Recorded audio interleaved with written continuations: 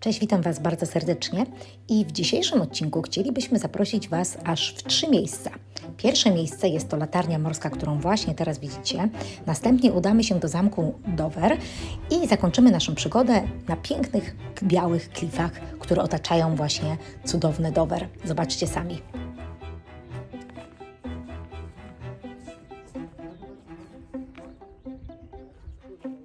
Ok, to ruszamy i naszym pierwszym przystankiem jest cudowna latarnia South Foreland Lighthouse. Ona jest tutaj zarządzana przez National Trust, więc jeżeli posiadacie karty członkowskie, oczywiście wchodzicie za darmo. Nie ma parkingu przy latarni, od razu Wam mówię. Musieliśmy auto zostawić w innym miejscu, zostawię Wam link i trzeba było spacerkiem do tej latarni dojść.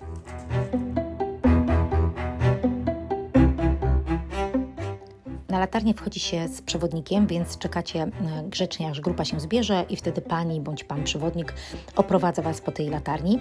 Jest to bardzo interesujące miejsce ze względu na to, że ono zaczyna w sumie wstęp do całej historii, która później będzie połączona z zamkiem, jak również z białymi klifami, więc fajnie tutaj, od razu Wam powiem, zacząć właśnie wycieczkę. Myśmy zrobili to zupełnie nieświadomie. Jakoś tak sobie zaplanowaliśmy po prostu nasz wyjazd, że jedziemy najpierw do tej latarni, a później do zamku, no i kończymy właśnie na białych klifach, co się okazało strzałem w dziesiątkę, bo naprawdę fantastycznie nam się ułożyła historia tego miejsca i też Wam tego życzę. Po prostu jak będziecie w tym miejscu, zacznijcie sobie od latarni. Jest jeszcze jeden taki bardzo ważny punkt. Możecie śmiało z latarni przejść w kierunku białych klifów, ale jest to naprawdę taki już dłuższy spacer. My nie mieliśmy tyle czasu.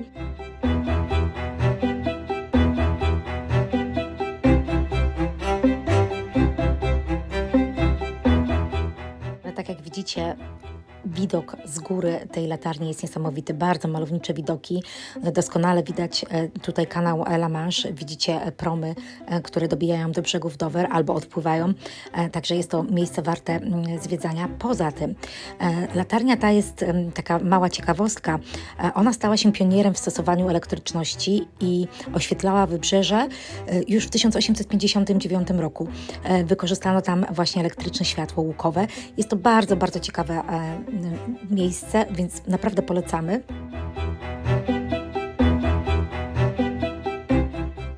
I tego samego dnia jeszcze udało nam się tutaj wjechać i zobaczyć zamek Dover. Byliśmy tam tylko w jednym miejscu, zaparkowaliśmy w samym środku zamku, tam gdzie jest parking z English Heritage, bo to jest bardzo ważna informacja, zamek należy do English Heritage, więc jeżeli posiadacie kartę, oczywiście wchodzicie za darmo. Nie było tak dużo tego dnia turystów, więc mogliśmy śmiało wjechać właśnie na ten parking w środku. Ale była to nasza druga wizyta. Tak, i w tym dniu bardzo nam zależało, żeby zobaczyć właśnie ten tunel, w którym jest prezentacja dotycząca operacji Dynamo. Jest to tunel, do którego zawsze jest bardzo duża kolejka, więc jakoś tak nam się udało być takim dosyć późnym popołudniem i uwierzcie mi, po prostu wyszliśmy od razu. Nie czekaliśmy, zebrała się grupa, wchodziliśmy i zaczęliśmy nasze zwiedzanie. Tutaj od razu Wam powiem, nie nagrywałam żadnych filmów, ponieważ przewodnik poprosił, żeby w ogóle nie nagrywać i nawet nie robić zdjęć. No, kilka zdjęć udało mi się zrobić. Generalnie sam pomysł na ten tunel jest taki, że wchodzicie do pomieszczeń i jest bardzo ciekawie przedstawione wszystko tak multimedialnie.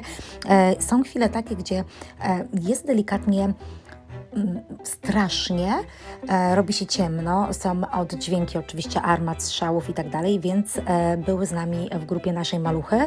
No niestety one się przestraszyły, także miejcie to na uwadze, jeżeli będziecie wchodzić z małymi dziećmi.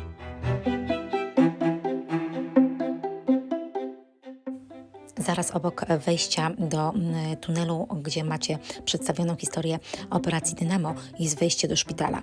I my uważamy, że jest to ciekawsze miejsce. Możecie śmiało do niego wejść, bo tam naprawdę nie widzieliśmy, żeby były jakieś tłumy. Spokojnie grupy się zbierają i wchodzicie na bieżąco. No i oczywiście w tym tunelu też poproszono nas, żebyśmy nie nagrywali, ponieważ no, takie mają zasady. Uszanujmy to. Jedyna moja rada, po prostu musicie tam pojechać i sami zobaczyć. Ale zamek Dover skrywa również inne tunele i tak jak sobie będziecie spacerować wokół tego zamku, zobaczycie różne drogowskazy. Po prostu idźcie sobie, gdzie Wam podpowiada intuicja. My doszliśmy tym sposobem do bardzo tajemniczego miejsca, zwłaszcza jak widzicie pogodę mieliśmy taką bardzo mglistą, co było taką dodatkową otoczką tego zamku, bo tak naprawdę zamek Dover jest takim mrocznym zamkiem. I tutaj trafiliśmy do kościoła.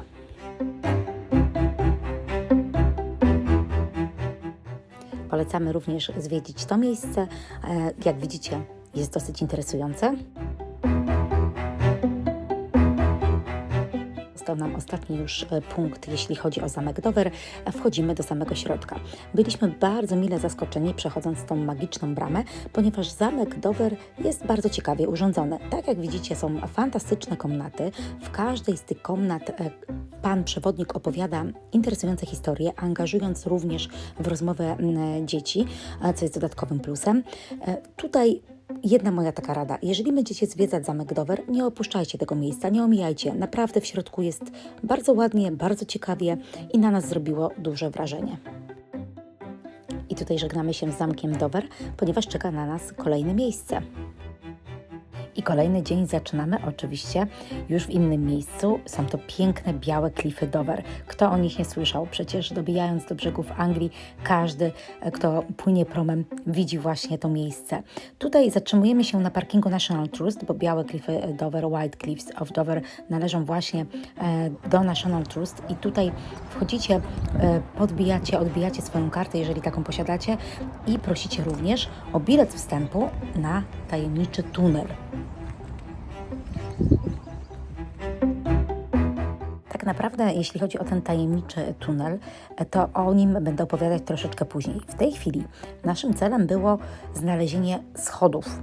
I te schody są tak ukryte, że prowadzą na samą plażę. Ale żeby dojść do tego miejsca, uwierzcie mi, myśmy 2 razy szukali zejścia do tych schodów, które w tej chwili właśnie chcę Wam pokazać i nam się po prostu nie udało. Przeszliśmy, za każdym razem po prostu przechodziliśmy to miejsce. Jak się okazało, byliśmy bardzo mało uważni, jeśli chodzi o znaki, bo dokładnie przechodząc przez jedno takie przejście, trzeba było skręcić w prawo i kierować się wąską ścieżką w dół i wtedy bankowo się nie zgubicie, po prostu nie ma innej drogi. Jeśli chodzi o samo zejście w dół, jest to dosyć takie intensywne zejście i od razu Wam powiem, że jest bardzo ślisko. Także uważajcie, jak będziecie schodzić, fajnie mieć ze sobą dobre obuwie, ale mimo wszystko i tak można upaść na pupę. Nam się to przytrafiło, także bądźcie ostrożni.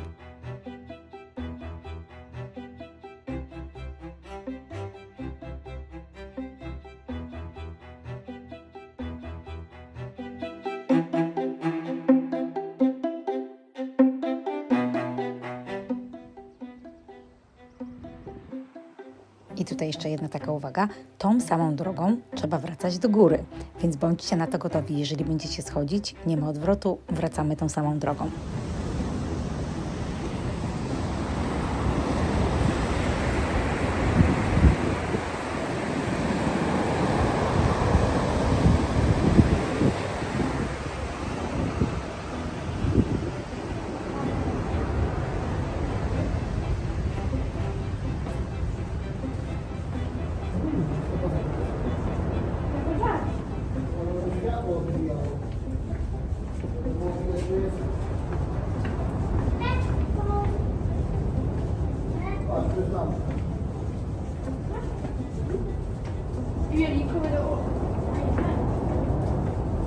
Ale teraz będzie jeszcze najlepszy etap.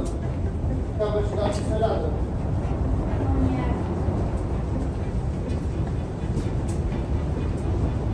No.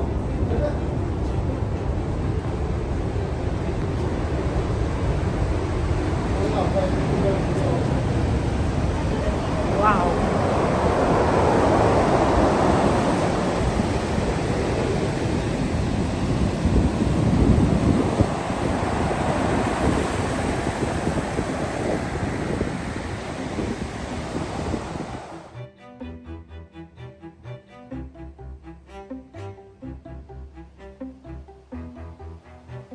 I oczywiście schodzimy na dół. To było największe wyzwanie, ponieważ drabinka jest bardzo śliska, jest taka no nieciekawa w dotyku. Tak jak widzicie, ona jest prawie pod takim kątem prostym, co było też takim dosyć dużym wyzwaniem, ale zejście na sam dół to było naprawdę jedno z moich marzeń, żeby zobaczyć, jak te klify wyglądają z dołu. I generalnie powiem Wam tak, ten tunel jest otwarty tylko w jakimś tam okresie. Pewnie pilnują tego uważnie, jak są przypływy, to on jest zamknięty, żeby ludzie nie schodzili na dół, żeby się nic tam takiego nie wydarzyło. Musicie obserwować, musicie wejść na stronę National Trust White Cliff Dover i w sobie sprawdzić dokładnie, czy uda Wam się tam po prostu w tym dniu, w którym planujecie wycieczkę, dostać.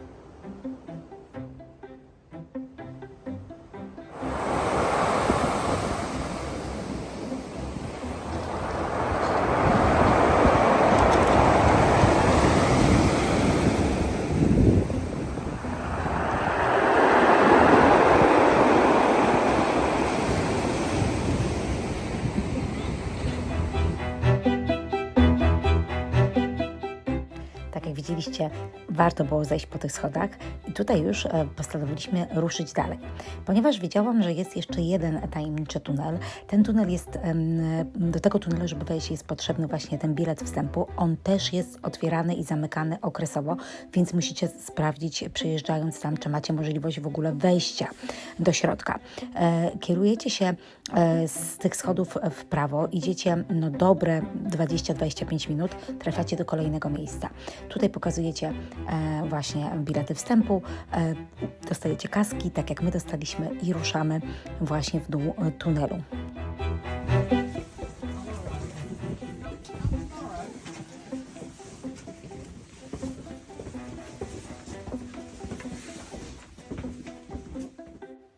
I tutaj, jeśli chodzi o sam tunel, jest to tunel taki bardzo wojskowy. W tym tunelu odbyła się jedna z najważniejszych rzeczy, ponieważ tunel był ściśle tajnym miejscem.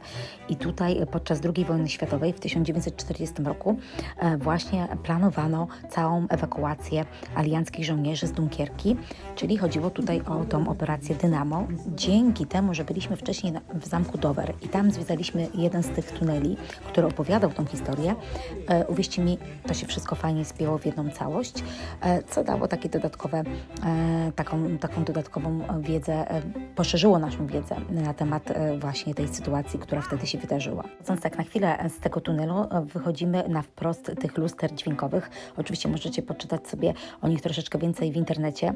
Jest to ciekawe rozwiązanie, które stosowano właśnie w tym miejscu. I podsumowując naszą wycieczkę do Dover i zwiedzanie latarni morskiej, jak również klifów, powiem Wam taką informację. Oczywiście możecie sobie wybrać dowolność, jeśli chodzi o zwiedzanie, jednakże miejcie na uwadze, że to są 3 bardzo interesujące miejsca, które warto zwiedzić. Tutaj w tej chwili możecie zobaczyć Francję, ponieważ jak się okazało, pod koniec naszej wycieczki pogoda się rozpogodziła i mogliśmy korzystać naprawdę z pięknego słońca.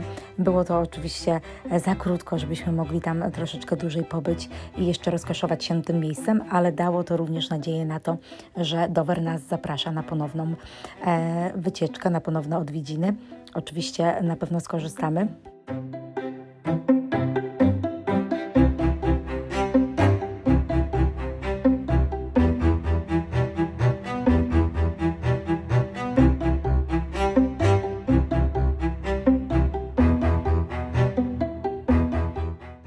Mam nadzieję, że udało nam się zachęcić Was do odwiedzin w Dover. Tak jak widzicie, można tutaj spędzić fantastyczne 2-3 dni. Jeżeli macie oczywiście więcej czasu, to pozwiedzać również inne okoliczne miejsca. wcześniejszym filmie opowiadaliśmy właśnie, co jeszcze skrywa hrabstwo Kent, także zapraszam, jeżeli nie widzieliście wcześniejszego odcinka, bo są tam super miejsca, godne polecenia, a samo Dover, klify, jak i latarnia oczywiście są bardzo wyjątkowe. One wiążą się nie tylko z samymi pięknymi krajobrazami, z pięknym otoczeniem, ale również z historią, którą warto znać, którą warto tutaj również sobie przypomnieć. Także zachęcamy Was gorąco do odwiedzin w Dover. Podzielcie się w komentarzach, jeżeli byliście bądź widzieliście coś jeszcze ciekawego. Pozdrawiamy.